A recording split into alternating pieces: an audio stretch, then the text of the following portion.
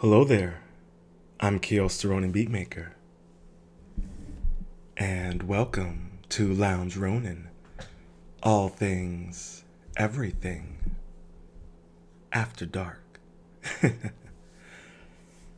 And I decided to do a late night stream because unfortunately I'm now a bit of a night owl, but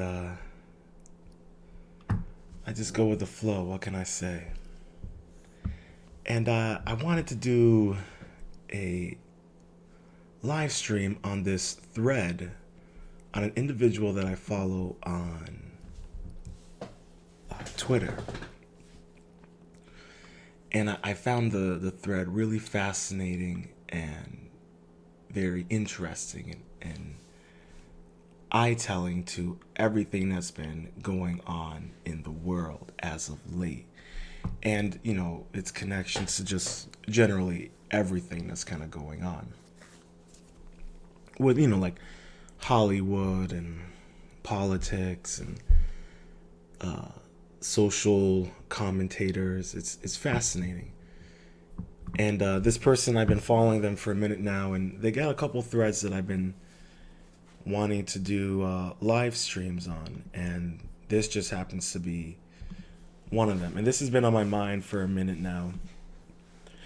So I figured I would talk about it. And hopefully, if anyone is listening to the live stream or to the replay, you will hit that like button. If you're new here, make sure to subscribe and hit that notification bell. And please, share this stream out with anyone that you think might find it interesting. And yeah, just enjoy. So let's get right into it.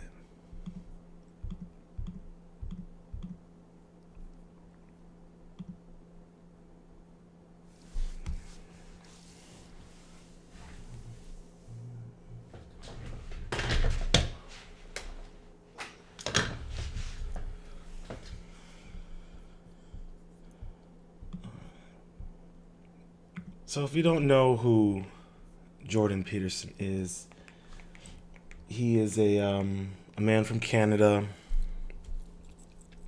He's a 10-year professor. He's known for this whole speech he did about cleaning your room, kind of a metaphor for life. And he's been very popular on Joe Rogan podcast, and just a very popular individual that a lot of people look up to. And he's had a bit of a public journey, and it's led him to some very interesting places. And I essentially just kind of want to break down, this this thread from Cyclops. Shout out to Cyclops. If you are a Twitter person, I highly recommend you check out his live, his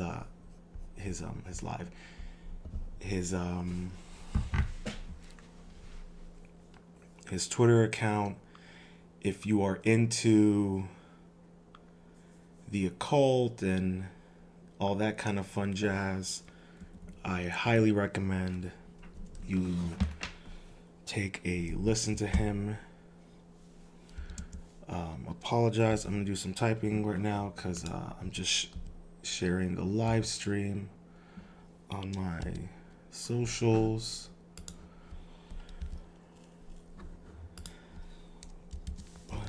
It's getting weird out there. So before we jump into it, it's getting a little weird out there. We're possibly in the midst of an early alien invasion via Project Blue Book. So I'm definitely looking forward to see what comes from all of this. But we are living in the age of conspiracy. And it's fascinating to see how this is gonna play out.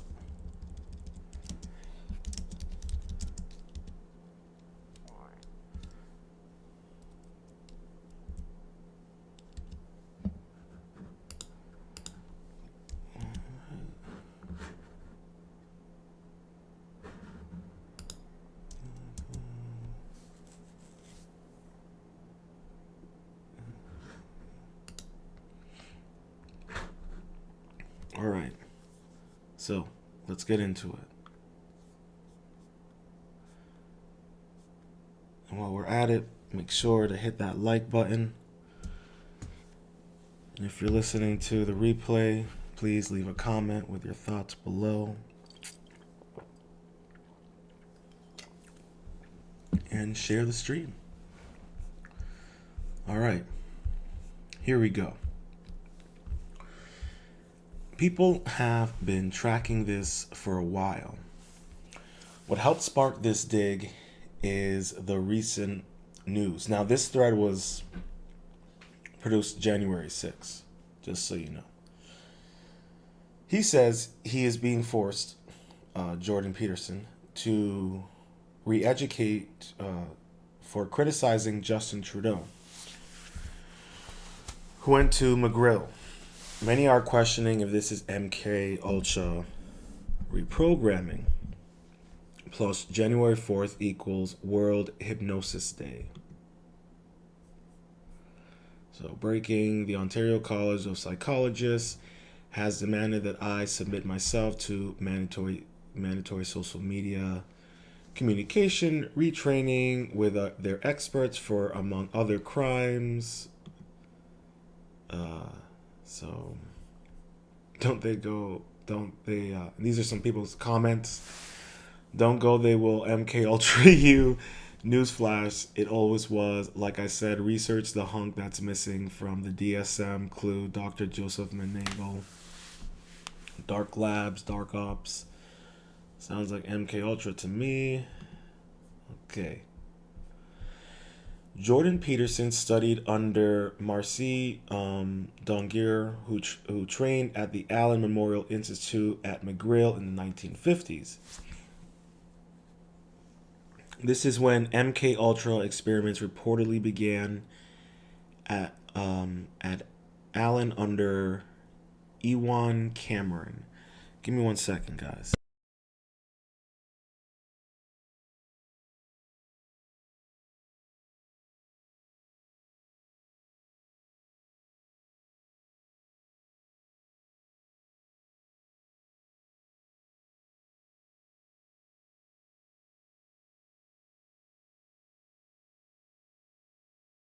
Have returned. Okay. Jordan Peterson studied under Marcel Dongier, who trained at the Allen Memorial Institute at McGill in the 1950s. The 50s is when MK Ultra experiments reportedly began at the Allen under Ewan Cameron. Peterson then returned to the University of Alberta and received a BA in psychology in 1984. In 1985, he moved to Montreal to attend McGill University, where earned his PhD in clinical psychology under the supervision of Robert O. Phil, who in 1991, and remained as a postdoctorate fellow at McGill's Douglas Hospital until June 1993, working with Phil and Maurice Dongier. Maurice Dongier, 1925 to 2015, was a Canadian neuropsychiatrist at the Douglas Hospital Research Centre, Montreal, Quebec.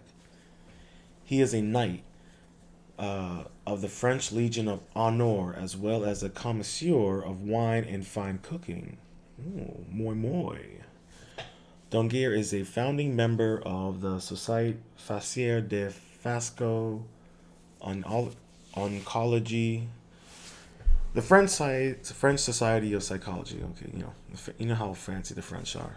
Dongier received his medical degree in Marseille in 1951 and took his training at the Allen Memorial Institute in Montreal, Quebec, receiving his diploma in psychiatry from McGill University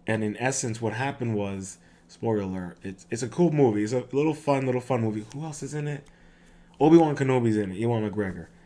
But it's a fun little film, and Ewan McGregor ends up stumbling onto Kevin Spacey's project, which is using, he would lock these people in rooms, in these walled out rooms, and just play music. And it was very similar to this, just kind of repetitive audio tracks to conduct brainwashing. So it was really just a brainwashing program, and they were using LSD. So it was it was kind of like their way of being like, yeah, we did this ish. And it was actually based on a true story. I really recommend anyone out there, please go and check that movie out. It is actually a really fun trip to watch. It really is a fun film. And wait, who else? Oh God, who else is in it? There's some other people in it. That's one more other person. I can't think of his name. He's a good actor, very talented actor. I can't think of his name.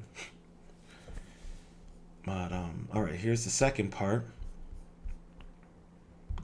Maurice Doyer's attitude and disposition in this clip is bizarre. He's trying to suppress a smile. A woman describes being forcibly injected with huge doses of LSD without her consent. She and many others were experimented on in Canada with the permission of the Canadian government. Well, I mean, look what's kind of going on right now with the Canadian government. So I guess this is not, par from the course, right? She describes for the first time publicly the LSD therapy and psychic driving treatment that she was given by Dr. Cameron. And then the drug began to take hold very rapidly because it was an IV injection, and things became very furry and very frightening, and had a lot of sensations that it's very difficult to recall. Nobody explained it to me. Nobody ever asked me if I was willing to do it or anything. He had this feeling that he would be able to get through the resistance of illness and to reach deep changes very quickly. Did he? I don't think that when you look at that in retrospect, the hopes that he have been in any way fulfilled. She describes for the first time publicly the LSD therapy and psychic driving treatment that she was given.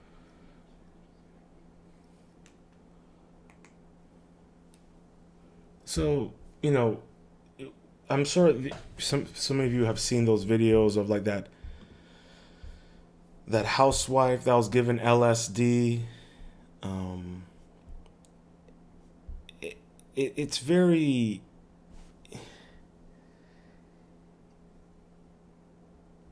the government running experiments on its own people is not something that isn't new, but it's more of how far this rabbit hole goes.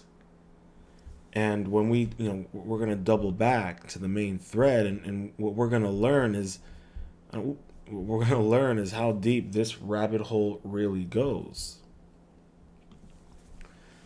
And the implications that it has. Because, as I've been saying, the veil continues to lift. And, we're learning the reality of what's really going on around us, and it is at times very concerning and strange, but that is to be expected right now. So Dongier eventually held Cameron's previous position as head of psychiatry at McGill, running the Allen Memorial Institute. This is a previous thread on MK Ultra McGill and how this mind control network is still active today.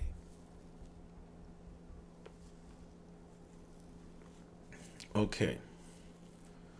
So I think, let me see. Perhaps we'll do another thread on celebrities and MK Ultra. Yeah, I'll do another live stream on this thread, but we're just going to focus right now on Jordan Peterson. Okay, Peterson vanished a couple years ago. The story is that he was suffering from withdrawals and went to a hospital in Toronto, December 2019. Then in January 2020, he woke up strapped to a bed in Moscow. He was in a medically induced coma and his memory was wiped. He had to relearn how to walk. Peterson's spiraling personal and family ordeals are detailed in his book, but are far from its focus. A year ago, Jordan Peterson woke from a coma in a hospital in Russia, strapped to a bed, bewildered and angry and holding little memory of what had gone on since he went to a Toronto hospital 2 months before. I was confused and frustrated, not knowing where I was, surrounded by people speaking a foreign language, he wrote.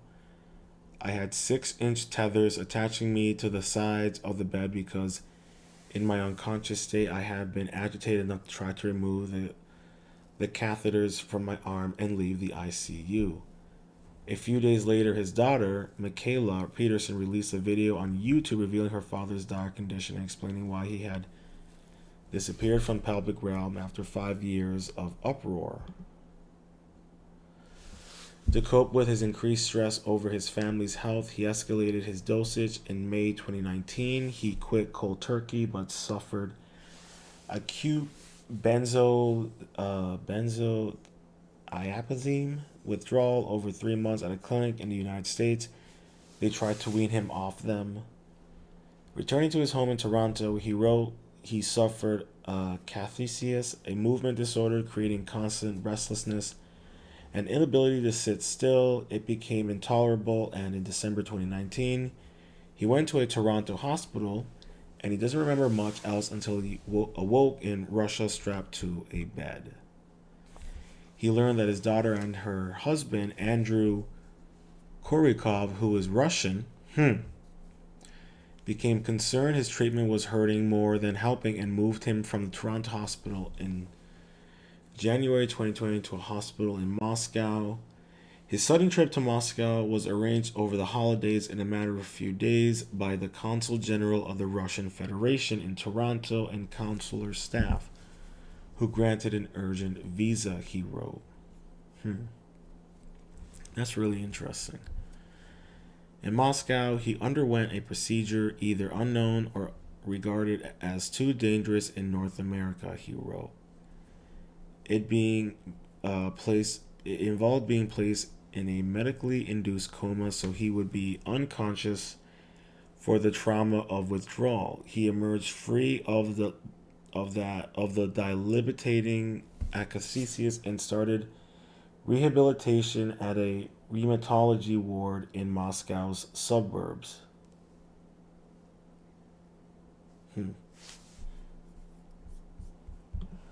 Okay. Ewan Cameron would put his patients into comas. Some subjects reverted into an infantile state and had to learn how to walk again. Psychic driving involved other highly experimental treatments like placing patients in a drug-induced coma. This practice was often done for much longer than anticipated. One case is said to have lasted as long as 86 days. In some instances, the patients would also be given large doses of psychotropic drugs such as LSD. In other cases, oh my lord, patients were subjected to electroshock therapy up to 75 times the normal intensity. In other cases, both drugs and electroshock therapy were induced simultaneously. Wow.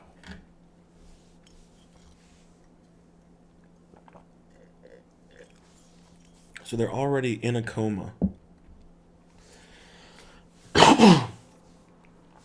So who knows? Like back then, they weren't able to necessarily map brain activity as we are now, but you're basically putting people in a coma and giving them psychotropic drugs. And you're essentially interacting not even with their conscious self, you're interacting with their unconscious self. Which is, which would be, considered,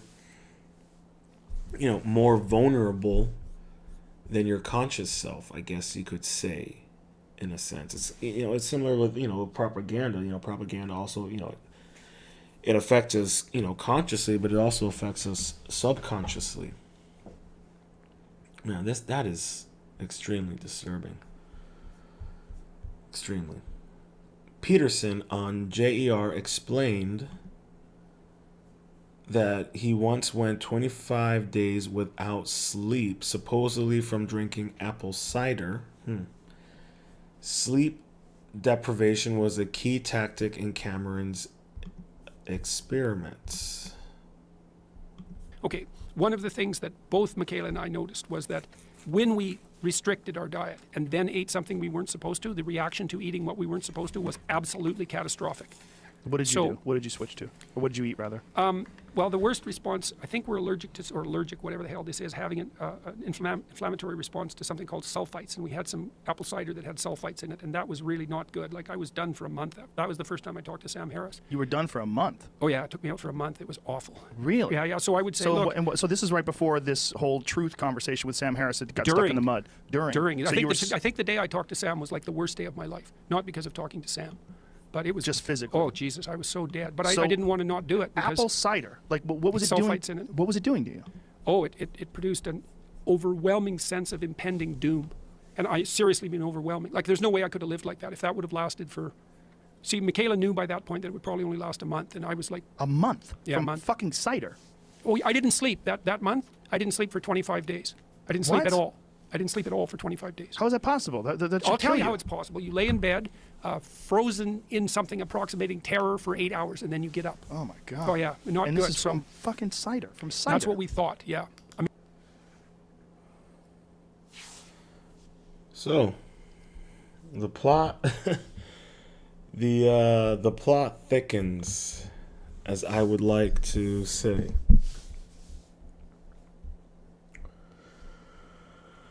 Jordan Peterson took Timothy Leary's former position at Harvard. Leary was close with multiple people involved with MK Ultra and was seemingly used as another programmer. I held the same position at Harvard as Timothy Leary's 60s LSD guru. Remember, tune in, tune on, drop out, my version of the chaotic 20s, tune in, tune out, grow up. That phrasing would have saved us a lot of trouble. I found this post on Reddit. Jordan Peterson is essentially providing their desired ordered out of Timothy Leary's chaos. Peterson is always talking about order versus chaos. His second book, An Antidote to Chaos, third, Beyond Order. Jordan Peterson is a foil for Timothy Leary. I don't mean to say that the two would be enemies or that they are exact opposites of each other. What I do want to point out is that both were psychologists despised by the media of their time for speaking out against the political states that they lived in on spiritual grounds. Leary opposed a right-wing authoritarian system and spread a message based on natural chaos and harmony with nature like modern Lao Tzu. Peterson opposes a left-wing authoritarian system and teaches a philosophy based on mankind's capacity for creating order and acknowledgement of the horrors of nature like a modern Confucius. Both recognize the importance and independence of order and chaos. They just felt the cultures of their times were unbalanced. Both even had the exact same job at Harvard at some point in their careers. Both are extremely fascinated with consciousness, especially the states that are wildly unlike our normative state. Obviously, Leary was more upfront with his views on psychedelics and seemed to really enjoy being provocative. Peterson is way more cautious with his topics and seems like he's trying very hard to reason with people. Both cultivated, almost by accident, a following of primarily young people seeking some sort of direction. Both of their teachings heavily stress the importance of individuality and critical thought. I feel as though Peterson's views are much more compatible with the framework of Western philosophy, and Leary was clearly influenced by Eastern religious systems. Again, I don't mean to say one is better or worse. Okay, here we go. More evidence to point to the contrary.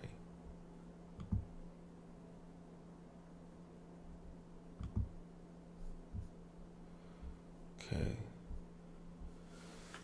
Give me 1 second. I need to get something to drink.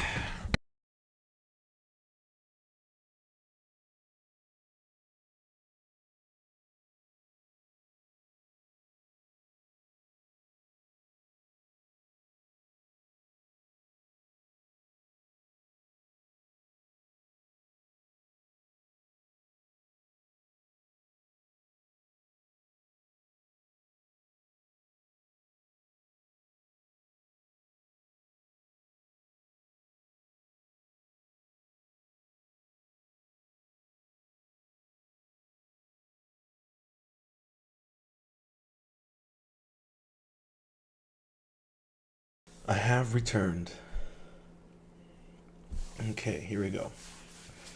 Since Peterson has a large role to play in programming people, the entertainment world had to reveal this in their programming.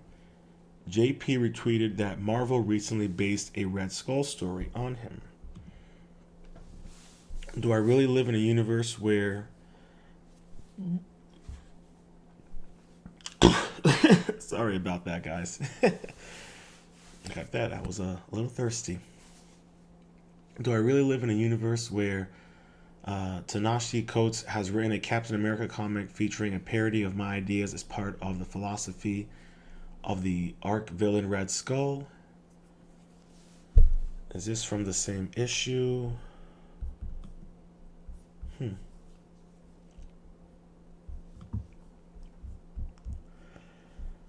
Okay, Red Skull is a Nazi character. The media calls Peterson a Nazi. In this story, Red Skull gains a following by offering a political solution, uprisings, and encouraging men to fight. Peterson noticed the similarities, 10 rules of life, the feminist trap, plus order and chaos.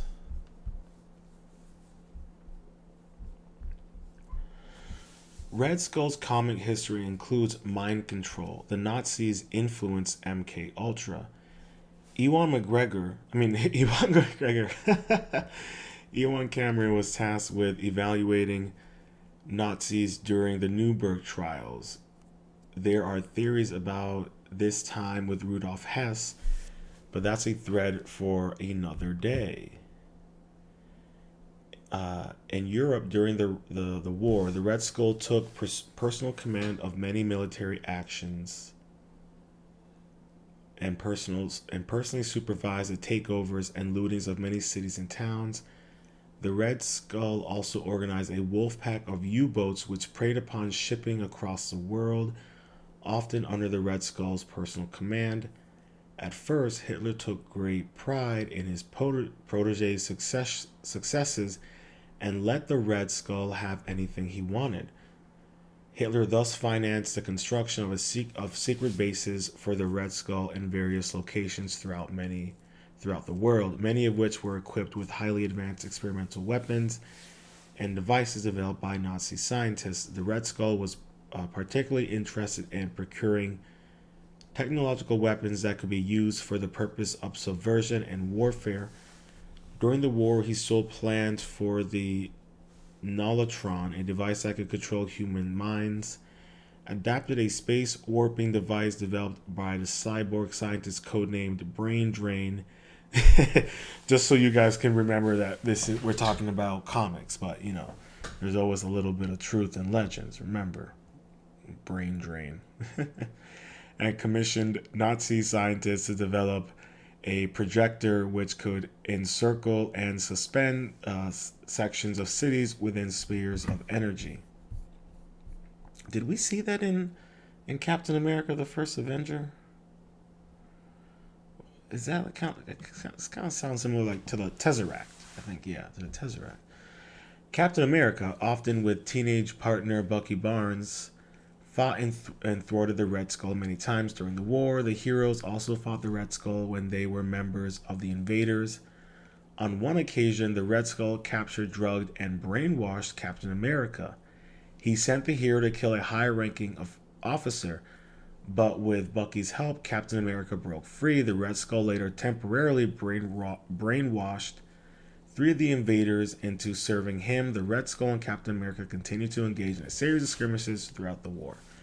So that's essentially the plot of, or not necessarily the plot, but yeah, the plot and the arc of the Winter Soldier, where he was brainwashed by Hydra, which was essentially, Red Skull's organization. Interesting. Okay. All right, here we go. Olivia Wilde based the antagonist, Frank, in Don't Worry, Darling, on Jordan Peterson. Okay, that was that controversial film with, a lot of controversial behind-the-scenes issues. She calls him an insane man, pseudo-intellectual hero to the incel community, disenfranchised, mostly white men who believe they are entitled to sex from women. Says the woman who left the father of her kids for Harry Styles, a man who wears questionable outfits and has ties to Balenciaga. You do the math. All right. Interview Magazine published a conversation between Maggie Gyllenhaal, 44, and Olivia Wilde, 38, about the latter's latest directorial effort, Don't Worry, Darling. While discussing the feature, Wilde said Chris Pine likely joined the production as a favor to an old buddy, but then he really took it and ran with it. Pine, 42, portrays CEO named Frank, who works on a top-secret initiative called the Victory Project, according to Rotten Tomatoes. We base that character on this insane man, Jordan Peterson, who is a pseudo, yada, yada, yada. While asked before explaining what incels are to Gyllenhaal, they're basically disenfranchised, yada, yada, yada, and they believe that the society has robbed them, that the idea of feminism is working against nature, and that we must put back into the correct place. Gyllenhaal then quipped that the group must be psyched because things are going really well for them. Yeah, they're actually succeeding in many different ways. Wilde said, but this guy, Peterson, is someone that legitimizes certain aspects of their movement because he's a former professor. He's an author. He wears a suit, so they feel like this is a real philosophy that should be taken seriously. Peterson, a psychologist and retired professor. Okay, so. All right. Okay. Like J.P. Frank's enemy is chaos. What is the enemy to progress? Chaos. Yes, nasty word. Chaos. Merciless foe, that chaos. Energy unfocused. Innovation hindered. Hope tangled. Greatness disguised. He has a podcast on called Organized Chaos. Me. Dean, what is the enemy of progress? Chaos. Yes. Oof. Nasty word. Chaos. Merciless foe, that chaos. Energy unfocused, innovation hindered, hope strangled, greatness disguised. I see greatness in each one of you. I know exactly who you are. What are we doing? Changing the world. What are we doing? Changing the world. That's right. Interesting.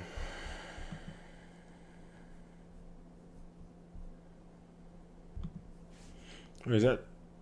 I don't know what that is. Okay. He creates a virtual simulation that is the setting of the movie. The simulation is in 1950s California when MK Ultra took place. The main characters each trap a girl inside the simulation to be their wife. Kinky.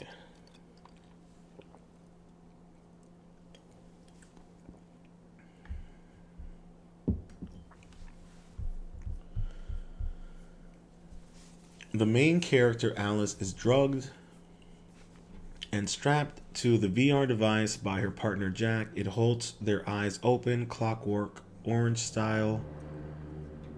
This movie's about mind control. Alice is piecing together clues, trying to escape, just as Alice tries to escape Wonderland.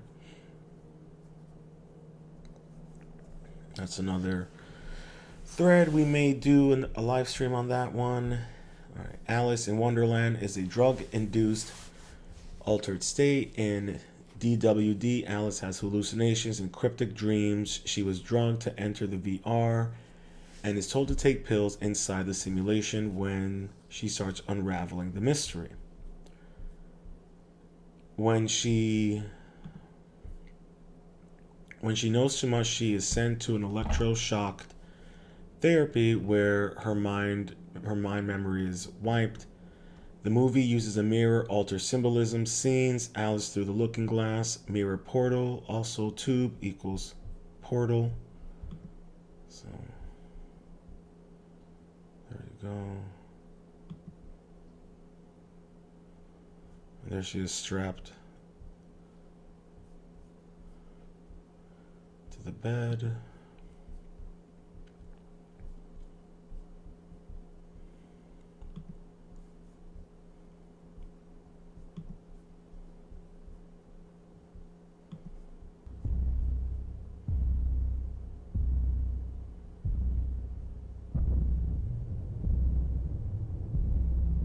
Interesting.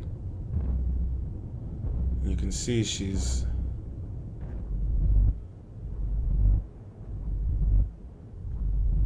looking at a reflection.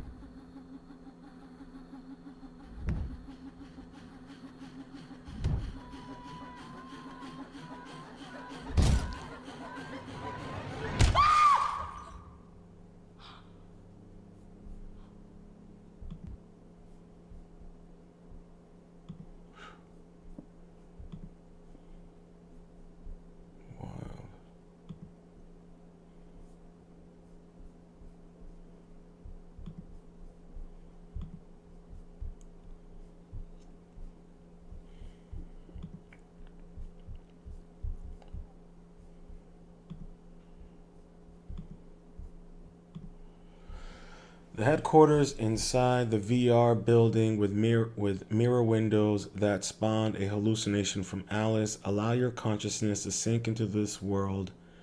We can let go of the chaos. We can crave order. It was also the portal to exit the VR.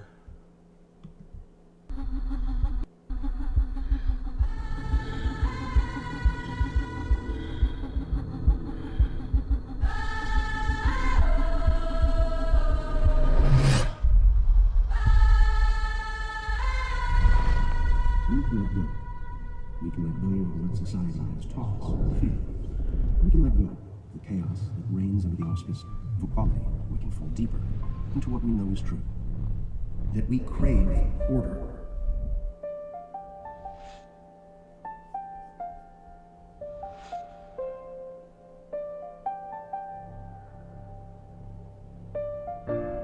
Allow your consciousness to sink into this world, into this truth. Sink deeper into the way things are supposed to be. Nice.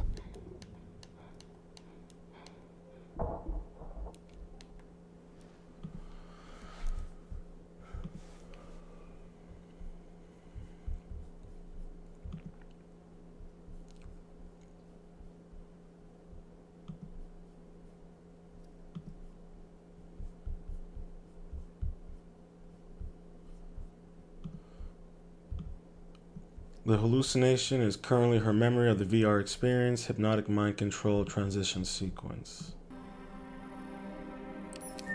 Welcome to the Victory Project. There are currently 72 active users. Your re-entry has begun. The auspice of equality. We can fall deeper into what we know is true. Can we crave order? Can we yield to nature's hierarchy? Allow your consciousness to sink into this world, into this truth. Sink deeper into the way things are supposed to be.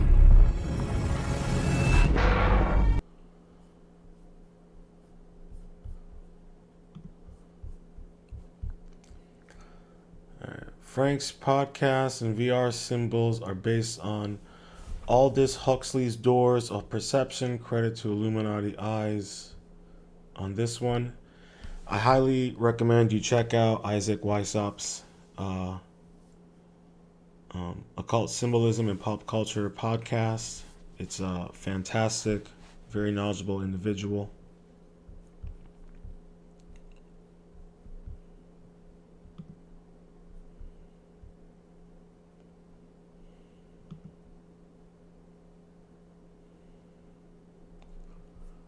So this is the man who created the technology.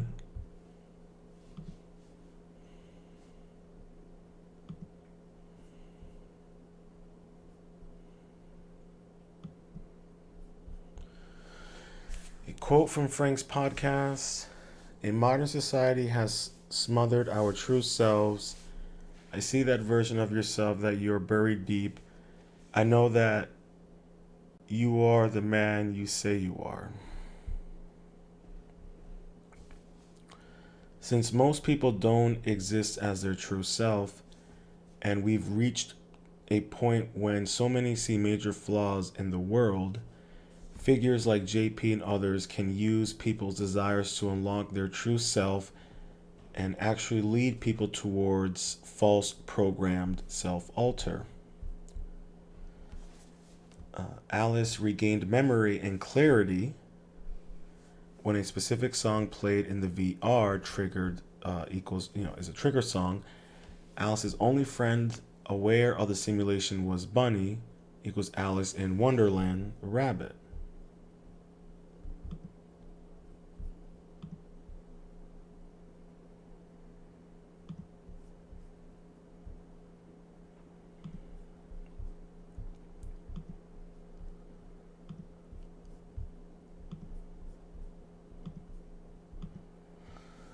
Alice accuses Frank of controlling them by poisoning the food. She links the Yee Harley Pasternak MK Ultra thread. Okay. Harley was his trainer. Oh yeah, we're gonna do a live stream about that. Harley was his trainer. Ye publicly wondered if they were poisoning his food. Could this explain JP's cider incident? Plus, all of our food's poisoned anyways. Spoiler alert.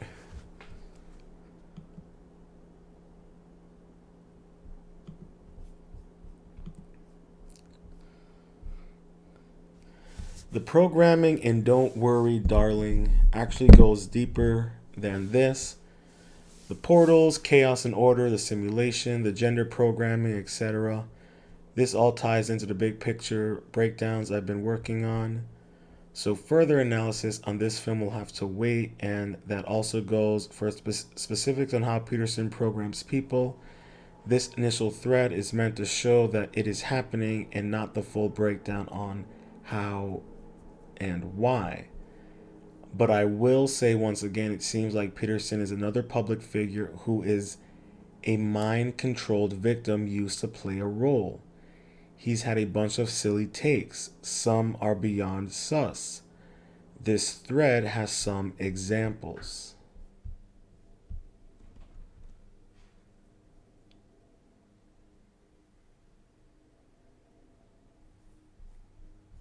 Okay, let's hear what he... Okay, Jordan Peterson, for some reason, frantically explaining how satanic P rings are simply the product of the minds of schizophrenic mothers and confuse children. This video appears to have been completely scrubbed from the internet. Well, that's weird. I can tell you that that is not true. My mom worked for DCF, Department of Children and Families. That is not the case. Peterson cited the book Satan's Silence, which was written by a woman named Debbie Nathan. She was heavily involved with the False Memory Syndrome Foundation that sought to discredit people's memories of ex-abuse. In short, the book was part of a debunking operation. Yes, I think there's a thread actually about that. It's very interesting.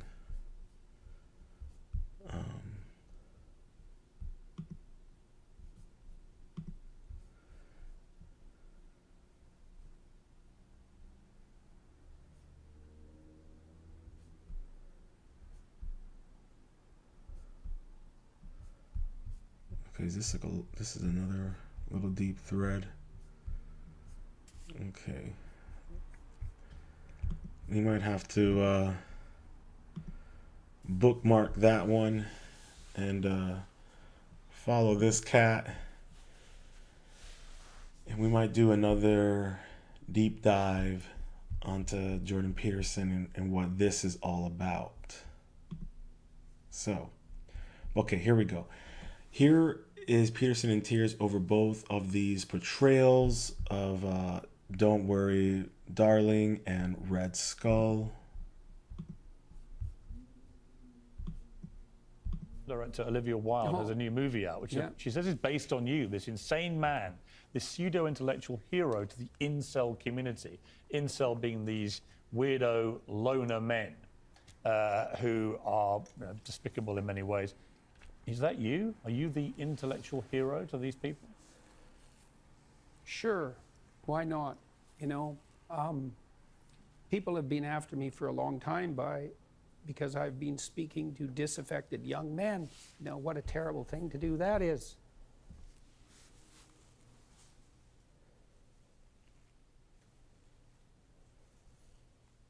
I thought the marginalized were supposed to have a voice. It's making you emotional. Talk about that. Well, God, you know, it's very difficult to understand how demoralized people are. And certainly many young men are in that category.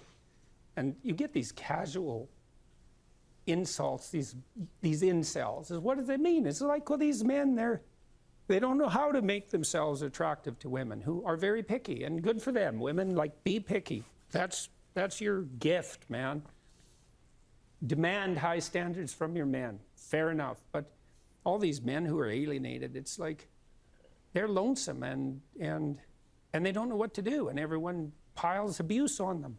When she said that, Olivia Wilde, it stung you, didn't it? I saw the reaction. By reaction. that time, you know, that as far as critiques go, that was kind of low level. I mean, once I got painted as Red Skull, you know, magical super Nazi, that was kind of the end of the insults.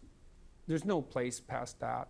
So when Olivia Wilde made those comments, the first thing I did was go look at the preview for her movie, which I quite liked. I thought I would go see that movie probably, and perhaps I will. Okay.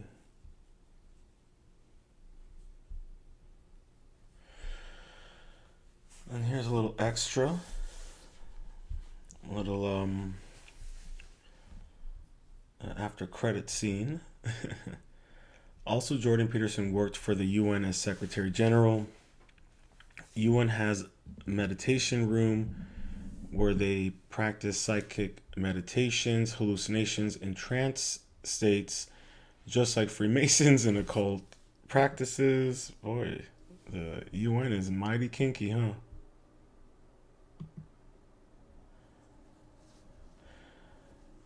Jordan Peterson, when I served for 2 years on a Canadian subcommittee on substantial development for the UN Secretary General, and you? Uh-oh. Guess someone was throwing shots. The Lost Word. The Lost Word is a concept esoteric Freemasonry which represents a state of consciousness that has been largely lost to the majority of human beings. That reminds me of Graham Hancock's quote, "We are a species with amnesia." The plot thickens. In order to speak the lost word, a human being must work upon themselves in order to achieve a state of equilibrium or balance between the left and right brain hemispheres. In such a state of consciousness, the being has come to know the self, as well as the working operations of natural law, and in doing so has come to understand the objective difference between right and wrong, or as they are referred to in Freemasonry, light and darkness, respectively. Interesting.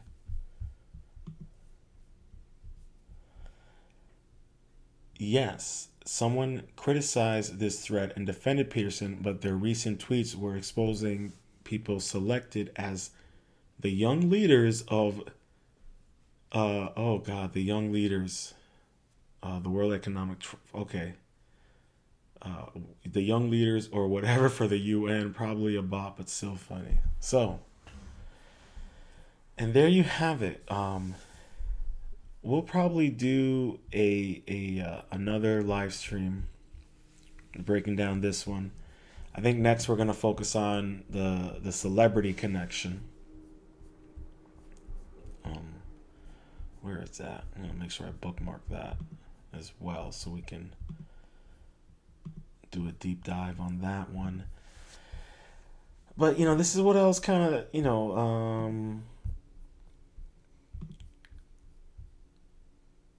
what the, oh my lord, quite the acrobatics there. Ooh, that freaked me out. I bet that freaked you out as well. Oh man. Well, that is very, very interesting and very, very telling.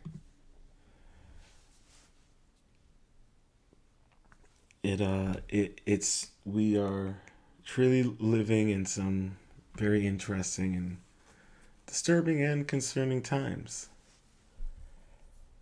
But I just wanted to share that with everyone. It's fun to learn the reality of the situation and what's going on in this world, and like